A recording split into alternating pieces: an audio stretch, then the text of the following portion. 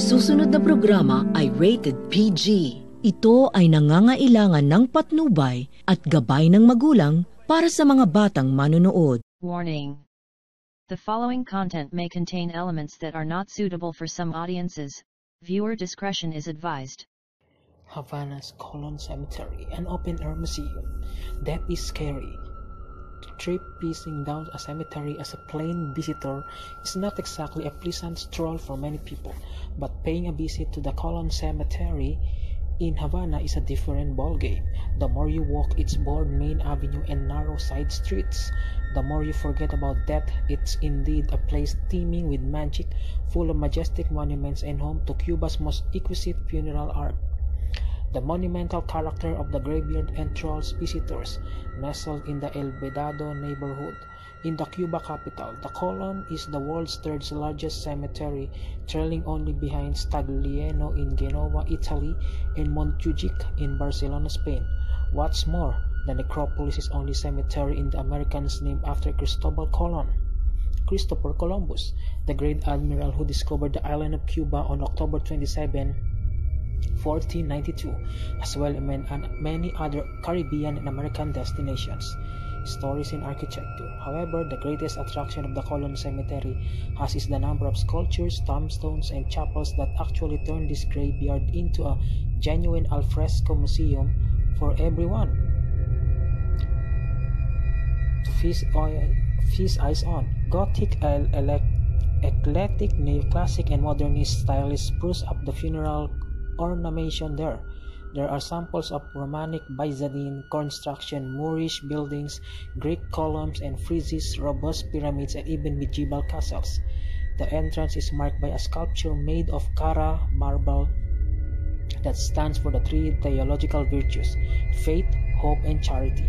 But inside the cemetery, many of the spectacular monuments found there are linked into curious, striking, exceptional, and even spooky developments, to anecdotes and legends of loves, and to conspicuous characters.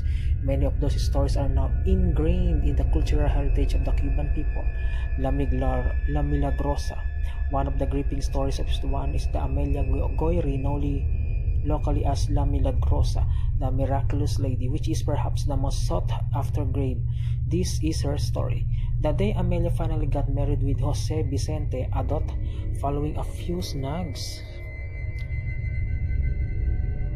along with the way because of their social differences, so did her sister Maria Teresa. An old legend goes that tragedy comes when the two siblings get married on the same day, and so it was. A year later, Amelia passed away of an attack of convulsions during labor. Her husband Jose Vicente was devastated and commissioned Cuban sculptor Jose Bilata y Saavedra to make a life-size statue of Amelia that was eventually placed atop the tombstone in 1909. Jose Vicente began visiting his late wife's grave every single day. The story goes that when the exhumation process was ordered 2 years later, Amelia's body was intact and she had her newborn child on her left arm.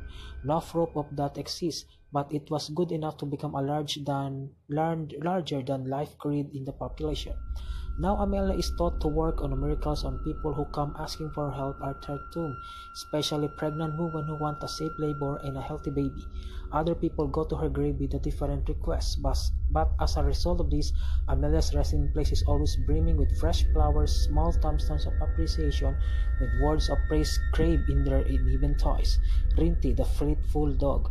Janet Ryder was a noble and humane woman who developed an outstanding charitable job. After she died in 1931, her faithful dog Rinty started walking all the way from the house to the cemetery to lie on top of its late master's grave. In the beginning, the caretakers used to chase it away, but Rinty was stubbornly coming back to the next day. Its persistence faded off, and Rinty was allowed to come in every day morning to rest on Janet's tomb. Since the dog refused to eat, it eventually died right on the grave one day. Now a sculpture of Rinty lies at the base of the tomb as a token of faithfulness. The artwork was created by Cuban sculptor Fernando Boada. The Dominion Chip. The Dominos is a game that stirs passions in many Cuban homes. For many people, winning is a matter of honor and there's no room for defeat. That was the case of Juana Martin de Martin, a woman whose curious demise prompted a curious grave. A double 3 domino chip as a tombstone. During a heated domino match in her place, Juana had picked up nice suite of threes she thought was nearly impossible not to win it. At the end of the match, and just when she thought she was going to bring it to the close with a double three chip, the game ended and she couldn't make her play. She became so upset that a number of heart attacks pounded her time and again. She died on a spot with the ill-fated double three domino chip triangle grip in her hand. There are no records of a similar tombstone anywhere else around the world. Jose Capablanca, the chess genius.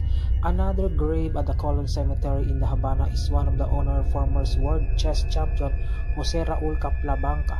A tall white king carved in a marble marks the great Cuban chess player final habitation, a glory for both his homeland and universal sports. The fallen firefighters.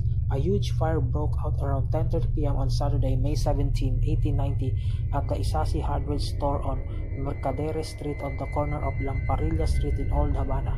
The flammable substance such as the catastrophic took a deadly toll of 38 people, including 25 firefighters from 2 different local corps. The Havana City Hall agreed to build a mausoleum in tribute to the fallen firefighters at the Colón Cemetery. The monument was unveiled on July 24, 1897, made of white marble and rising up to over 30 feet high. The mausoleum, it is the tallest monument in the entire cemetery, features the bas-relief images of the 25 firemen who died in action. On top of the steeple, the angel of fate takes a dead firefighter to the realm of immortality.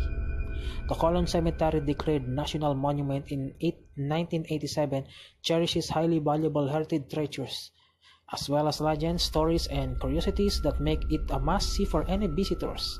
It is true that walking past its huge arch entrance is like a stepping into the sound of silence, but it is also true that this is a dazzling world that somehow embellishes death.